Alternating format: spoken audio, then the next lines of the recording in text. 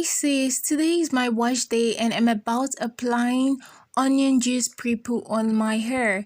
But before I go on, I would like to show you a quick video on how I prepare my onion juice in order to have an easy-peasy wash day. First, I'll be making use of 2 medium-sized onions, then cut into smaller pieces and blend with a mini blender. Here is the blended onion.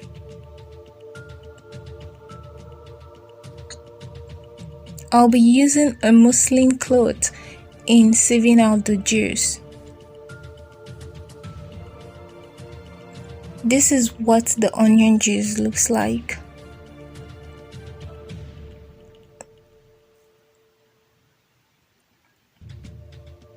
I poured it into an indicator bottle, but a spray bottle would have been a lot better. Presently, I can't reach my spray bottle, that's why I'm improvising with this. Guys, I'm going to be using this juice along with the shea butter as a pre-poo on my hair, which helps in detangling my hair easily before shampooing. Please guys, don't forget to subscribe and like. Also drop your comments in the comment section.